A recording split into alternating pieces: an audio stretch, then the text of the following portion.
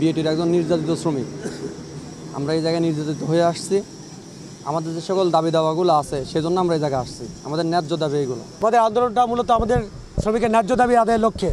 আমরা 12টা বছর কোম্পানিতে জব করছি। 12টা বছর কোম্পানি 12 বার নিয়োগ দিয়েছে, 12 বার মেডিকেল করেছে এবং কোম্পানি বোঝায় যে আমরা সবাই নবীন শ্রমিক।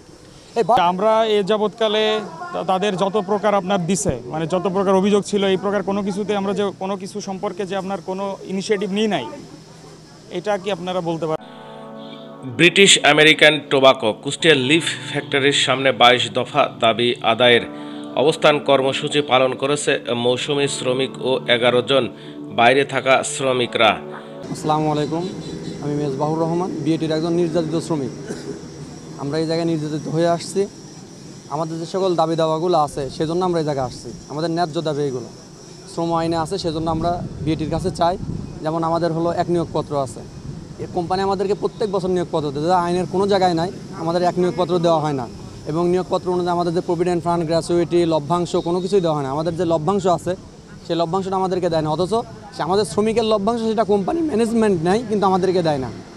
এবং আমাদের চাকরি থেকে প্রতি বছরে 2-1 জন করে বাদ দেয় এরা, কোনো কিছু নাই। আমাদের 23 সালে একটা আমরা আন্দোলন করেছিলাম, সেটা অন্যায়ভাবে আমাদের 5টা ভাইকে চাকরিচ্যুত করেছে এবং আমাদের 11 জনকে নেবে আজকে নেবে কালকে নেবে এরকম করতে করতে আর নেয়নি।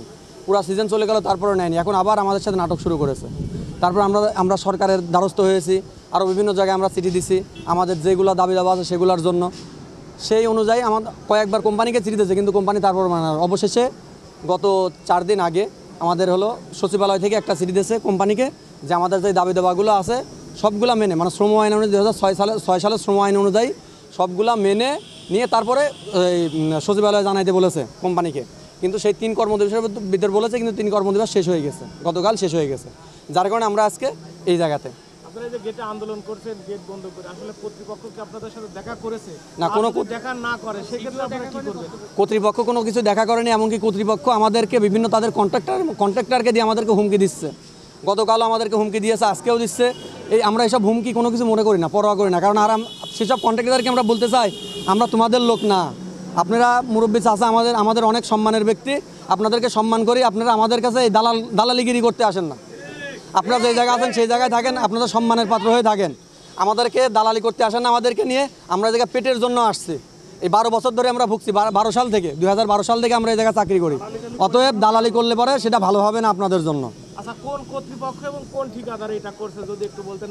না, অনেক ঠিকাদার আছে, এটা নাম আমি উল্লেখ করতে চাচ্ছি না। অনেক ঠিকাদার আছে এবং কর্তৃপক্ষের এই জায়গায় বিভিন্ন ম্যানেজমেন্ট আছে। আসলে আমাদের কোম্পানিটা অনেক ভালো, বিএটি কোম্পানি অনেক ভালো, অনেক আইন মানত। কিন্তু বর্তমানে কিছু আমাদের এই জায়গায় কিছু ম্যানেজমেন্ট, কিছু হায়ার ম্যানেজমেন্ট এসে, বাঙালি ম্যানেজমেন্ট এসে, যখন ফরেন ম্যানেজমেন্ট ছিল ভালো ছিল, কিন্তু বাঙালি ম্যানেজমেন্ট এসে আমাদেরকে শোষিত করছে। এটা কীভাবে নিপীড়ন করা যায়, কীভাবে শোষিত করা যায় করছে এগুলা। আর আমাদের কিছু নেতা আছে, যে নেতাগুলা এদের হলো সঙ্গ দিচ্ছে। আমাদের যেসব নেতারা আছে এরা তো রাজনৈতিক নেতা তো আছে। আমাদের যে সিবিএ মানে বিএটির যে নেতা আছে এরা দেখেন আমাদের এই জায়গায় আন্দোলন করছে, কোনো একটা নেতা নাই। কারণ কি জন্য নাই?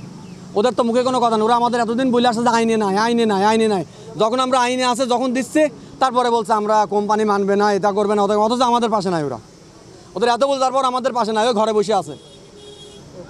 গতকাল বুধবার সকাল 8টা থেকে শুরু করে চোরহাস মোড় সংলগ্ন British American tobacco Kushtia leaf ফ্যাক্টরির সামনে এই অবস্থান কর্মসূচি পালন করেছে তারা। এ সময় রাস্তায় দাঁড়িয়ে কর্মসূচি পালন করতে দেখা যায় তাদের। এ সময় শ্রমিকদের হাতে তাদের 22 দফা দাবি লেখা ফেস্টুন দেখা যায়। ব্যানার ও ফেস্টুন নিয়ে তারা ফ্যাক্টরির প্রধান ফটক ও সীমানা প্রাচীর প্রদক্ষিণ শেষে প্রধান ফটকের সামনে এসে শ্রম দিলাম টাকা কই বলে স্লোগান দিতে দেখা যায় তাদের। আমাদের আন্দোলনটা মূলত আমাদের শ্রমিকের ন্যায্য দাবি আদায়ের লক্ষ্যে। আমরা 12টা বছর কোম্পানিতে জব করছি। 12টা বছর কোম্পানি 12 বার নিয়োগ দিয়েছে, 12 বার মেডিকেল করেছে এবং কোম্পানি বোঝায় যে আমরা সবাই নবীন শ্রমিক। এই 12 সাল থেকে কোম্পানির যে লভ্যাংশ, কোম্পানিতে সুযোগ সুবিধা, কোম্পানির প্রভিডেন্ট ফান্ড, গ্র্যাচুইটি, এগুলো কিচ্ছু আমাদেরকে দেয় না। কোম্পানির ন্যায্য যে এটা মাল্টিনেশনাল কোম্পানি, এটা মাল্টিনেশনাল কোম্পানি যে এত সুযোগ সুবিধা আমাদেরকে জানতেই দেয় না কোম্পানি। এবং আমাদেরকে যে কোনো ভাই কোনো কিছু করতে গেলে হুমকি দেয়। এর আগে যতবার আমরা আন্দোলনে গেছি, যতবারই করছি, ওই আমেরিকার অমুক ক্যাডার, বিএনপির অমুক ক্যাডার দিয়ে আমাদেরকে ঠান্ডা করছে। আমাদের বিগত আন্দোলনে 5 জন শ্রমিককে চাকরিরত করেছে এবং গত বছর আমেরিকার সময় তখন আমাদের 11 জন শ্রমিককে চাকরিচ্যুত করছে এবং এখন আমাদের অনেকে লিস্ট করে রাখছে যে তাদেরকে চাকরিচ্যুত করবে।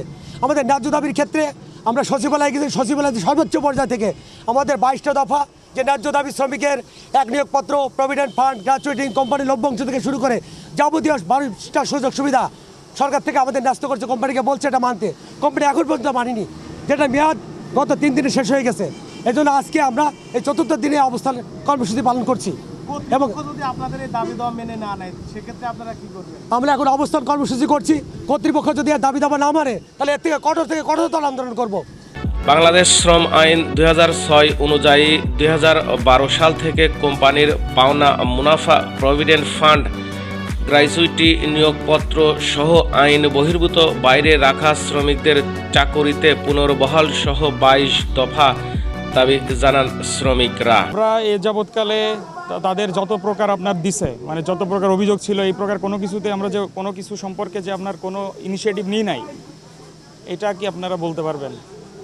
আমরা এ যাবৎকালে আমাদের প্রসিডিউরস, লিগাল প্রসিডিউরস বা আমাদের মধ্যে যতটুকু আমাদের বাইন্ডিংসে যা আছে সব ধরনের কার্যক্রম আমরা করছি। এখন আমাদের ফাইনাল যেটা আছে, আমরা যে বিধিবিধানগুলো তারা মানে নাই, এটা আপনার ব্যাট কর্তৃপক্ষের কথা বলতে পারেন। তাদেরকে যত প্রকার চিঠি দেওয়া যা আছে, আমাদের লাস্ট যেটা আমাদের আইনের ক্ষমতায় আছে যে আমরা মামলা করতে পারি এবং মামলা করব আমরা, এইটুকুই আমাদের প্রতি। এর বেশি আমাদের